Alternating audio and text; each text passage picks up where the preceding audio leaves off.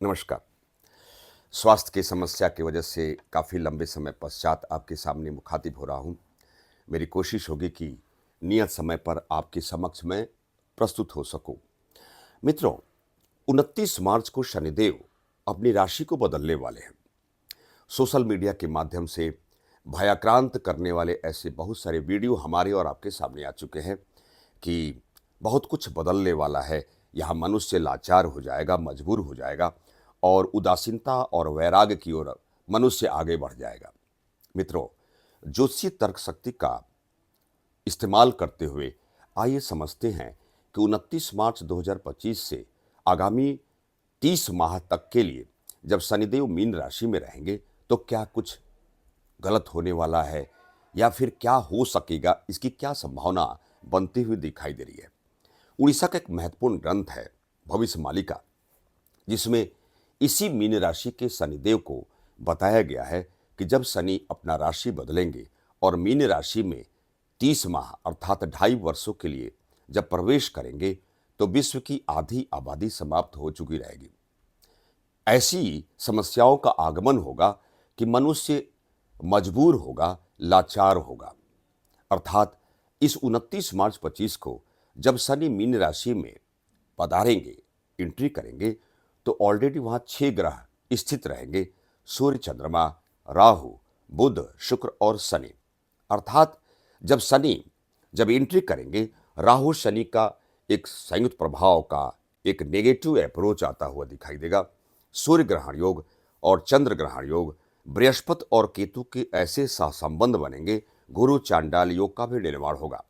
अर्थात 29 मार्च 2025 का जो मुहूर्त काल है, जो ग्रहों का एक विश्लेषणात्मक जो प्रविधि सामने आ रही है, उसका एक नेगेटिव इम्पैक्ट एक अलग तरीके से आता हुआ दिखाई दे रहा है।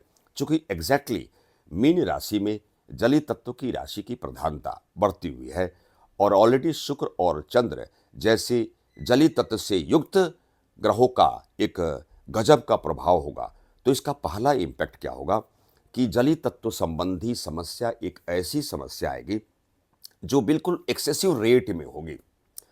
अर्थात समुद्र तटीय प्रदेश की बात करें और बिल्कुल अ, अत्यधिक बारिश जैसी बातों को अंजाम तक आप सोच सकते हैं। अर्थात जो भी समस्या आएगी, आपने ऐसी समस्या, ऐसी बारिश या ऐसा जल प्रवाहन क्षेत्र से संबंधित जो समस्या आपने कभी देखा नहीं होगा। चूंकि जलित तत्व की राशि मीन राशि और शुक्र चंद्रमा जैसे जो प्लैनेट विराजमान मीन राशि में हो रहे हैं, अर्थात जल से संबंधित हानि का एक समागम योग को हम फील करेंगे, महसूस करेंगे। दूसरी बात, शनि की जब बात होती है तो जनता का कारक शनिदेव हैं। शासन सत्ता की बात भी शनिदेव करते हैं। वैराग्य और उदासीनता जैसी बातों को भी एक व्यवहारिक अंजाम तक शनिदेव पहुंचाते हैं।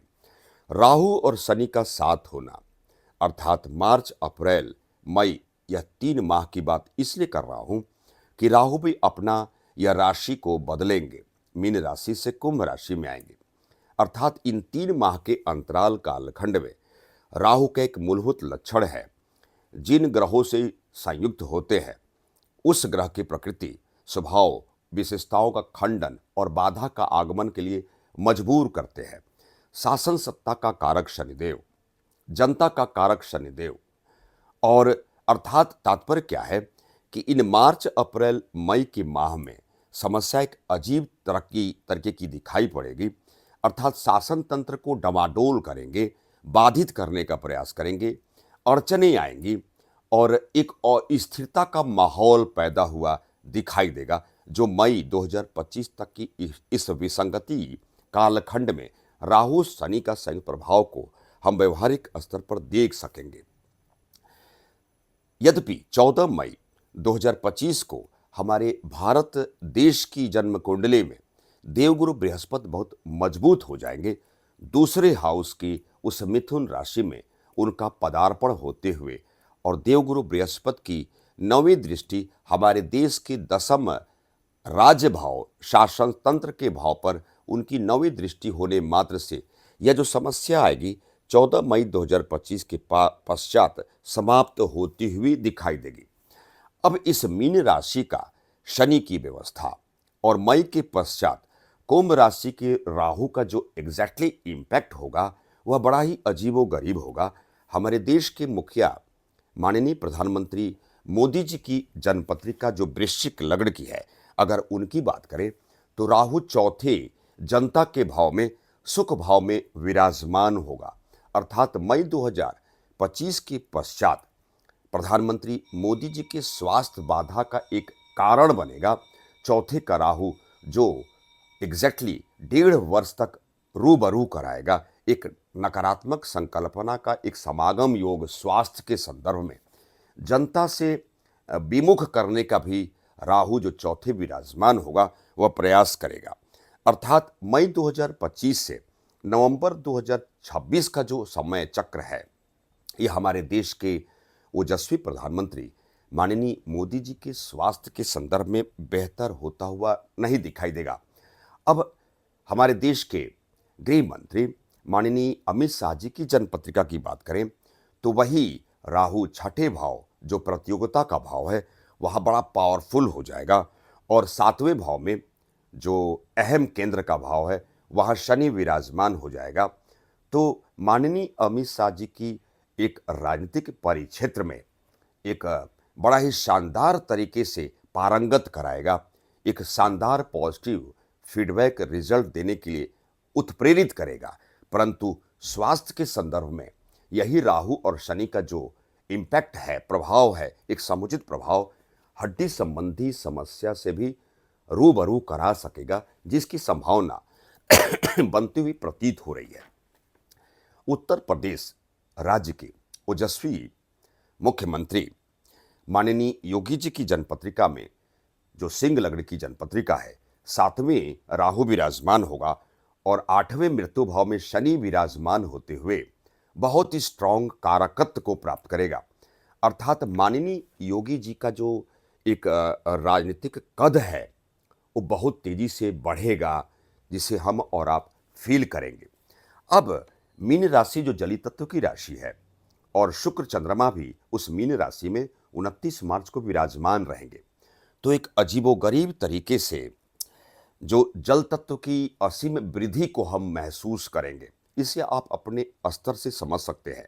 जो भी समुद्र तटीय परिक्षेत्र है, विश्व के परिप्रेक्ष्य में बात कर रहा हूं और अपने देश भारत के परिप्रेक्ष्य में, अर्थात समुद्र तटीय परिक्षेत्र में ऐसी समस्या आएगी और उस समस्या का रिपीटेशन अर्थात बारंबार वो रिपीट होगा जैसा हमने और आपने कभी देखा नहीं होगा। अर्थात यदि बारिश की बात करें तो अत्यधिक बारिश, समुद्र के जल स्तर की वृद्धि की बात करें तो उसमें भी एक्सेसिव रेट को हम फील करेंगे। अर्थात समुद्र या जल तत्व को लेकर आपदा जैसी समस्या आ सकेगी। समुद्र तटीय परिक्षेत्र में जो समुद्र के किनारे जो शहर विशेष है वहाँ आपदा को भी हम फील करेंगे। शनि का एग्जैक्टली मीन राशि में रहते हुए और राहु शनि के संयुक्त प्रभाव जो मार्च, अप्रैल और मई महीने की बात मैं कर रहा हूँ, इसमें राजनीतिक हलचल को भी हम देख सकेंगे। शनि का डायरेक्शन पश्चिम है और विश्व के परिप्रेक्ष्य में बात किया जाए तो पश्चिमी देशों में भी उथल पुथल को हम देखेंगे और हमारे देश के वेस्ट डायरेक्शन में भी अशांति का माहौल बनेगा। और यही मीन राशि का शनि जो युद्ध की नौबत भी लाता हुआ दिखाई देगा। अर्थात 2.5 वर्षों के अंतराल कालखंड में यह बृहस्पति से संबंधित मीन राशि के शनिदेव जो ग्रह गोचर की व्यवस्था में अपने स्वयं को पदस्थापित करने वाले हैं, यह समस्या पैदा कर सकेंगे। अर्थात 2025 की यदि हम बात करते हैं तो 2025 के राजा सूर्यदेव हैं और अंगणितीय ज्योतिषी की बात करते हैं तो 2025 का मूलांक मंगल का मूलांक है, अर्थात 9 मूलांक है। तो 2025 में एक बात और फील करेंगे, अर्थात सूर्य की जब बात होती है तो पिता, जनक, यश, कीर्ति, सम्मान की बात होती है और सूर्य उम्र में बड़े उम्र की बात करता है, अग्रज भाव को इंडिकेट करता है। अर्थात 2025 में एक अजीब तरीके की एक नौबत आती हुई दिखाई देगी। आप राजनीतिक परिक्षेत्र की बात करें, फिल्मी दुनिया की बात करें, उद्योग जगत की बात करें, जीवन के प्रत्येक परिक्षेत्र में 2025 और 1 अप्रैल 2026 तक इसे आप अप्लाई कर सकते हैं, इम्प्लीमेंट कर सकते हैं कि इस समूह में, इस परिक्षेत्र में जो बड़े उम्र के जो विशिष्ट लोग हैं, पितामह टाइप के जो लोग हैं या राजा की भांति जीवन को व्यवहारिक स्तर पर अप्लाई करने वाले लोग हैं, उनके निधन का समाचार भी सुनने को मिलेगा, जो रुकता हुआ नजर नहीं आएगा। भाई, जन्म मरण, जस अपयस लाभ हानि विधाता के पास है, परंतु जो निधन का जो न्यूज है यह रुकता हुआ नजर नहीं आएगा। अर्थात राजनीतिक परिक्षेत्र में जो पितामह की श्रेणी में जो विशिष्ट राजनीतिज्ञ व्यक्ति विशेष हों, फिल्मी जगत में बड़े अग्रज के रूप में एक राजा की भांति और एक माइलस्टोन को टच करते हुए जो लोग हों, उद्योग जगत की अर्थात जीवन के प्रत्येक परिक्षेत्र में 2025 के जो राजा सूर्यदेव हैं, इसका एक नेगेटिव इम्पैक्ट को हम फील करेंगे। अंगणितीय ज्योतिषी के माध्यम से मंगल मूलांक 9 है 2025 का, और 10 अप्रैल 2025 को मंगल नीच की राशि में भी आएंगे। अर्थात 10 अप्रैल के पश्चात, चूंकि अग्नि तत्व की प्रधानता मंगल में है, जो कमांडर है, लीडरशिप क्वालिटी है मंगल में, तो मंगल दूषित होंगे। और इस मंगल के दूषित होने में, और जब कन्या राशि में मंगल विराजमान होंगे ग्रह गोचर में, तो मंगल और शनि के रिलेशन बनेंगे, अर्थात मंगल की दृष्टि शनिदेव पर होगी। अर्थात इसका इम्पैक्ट क्या होगा? आगजनी जैसी समस्या और सड़क दुर्घटना जैसी समस्या, एक्सीडेंट की व्यवस्था, दुर्व्यवस्था को भी आप इंडिकेट कर सकते हैं। भूकंप की जो लहर है वह बढ़ती हुई नजर आएगी और यह रिपीट बारंबार होगा, और ऐसा भूकंप की जो दुर्व्यवस्था का जो आगमन की जो संभावना दिखाई दे रही है, हमने और आपने कभी देखा नहीं होगा। इसे फील कराएगा यह मंगल 2025 के इस वर्ष में, और खासकर 10 अप्रैल से आगामी 7 माह का जो अंतराल होगा, इसी अंतराल कालखंड में आगजनी जैसी समस्या, दावानल जैसी समस्या अर्थात जंगल में आग लगने जैसी समस्या, भूकंप जैसी दुर्व्यवस्था का आगमन को हम फील करेंगे। अर्थात जिस प्रकार भविष्य मालिका में इस मीन राशि के शनिदेव को एक नकारात्मक तरीके से जो व्याख्यायित किया गया है, अर्थात कुछ ऐसी समस्या आएगी जो मनुष्य वैराग्य की ओर जाएगा और मनुष्य उदासीनता की ओर जाएगा। मानवीय जीवन के मूल्य को हम समझ पाएंगे, मनुष्य समझ पाएगा। अर्थात आगाह किया गया है कि मीन राशि के इन 2.5 वर्षों के अंतराल कालखंड में जब शनिदेव मीन राशि में परिभ्रमण करेंगे, तो कुछ ऐसी समस्या आएगी जिस समस्या का समाधान का मनुष्य प्रयास नहीं कर पाएगा, एक निरर्थक टाइप का साबित होता हुआ दिखाई देगा। परंतु मित्रों, मैं आपको यह बताना उचित समझूंगा, 14 मई 2025 के उस नियत तिथि को हमारे देश की जन्म कुंडली के दूसरे भाव में मिथुन राशि के जब उस राशि में शुरू करेंगे अपना चाल, अर्थात 1 वर्ष कुछ दिनों के लिए, अर्थात जो भी समस्या होगी बृहस्पति देव बचाने का प्रयास करेंगे, परंतु जल तत्व की प्रधानता में अत्यधिक वृद्धि होगी। भूकंप जैसी दुर्व्यवस्थाओं का आगमन को हम फील करेंगे और हमारे देश के एक विशिष्ट परिक्षेत्र में विशिष्ट व्यक्ति विशेष के निधन जैसे समाचार की रिपीटेशन वाली व्यवस्था को भी हम सुनते हुए उस कालखंड में आते हुए दिखाई देंगे। और समुद्र तटीय परिक्षेत्र में हमें अलर्ट रहने की आवश्यकता है।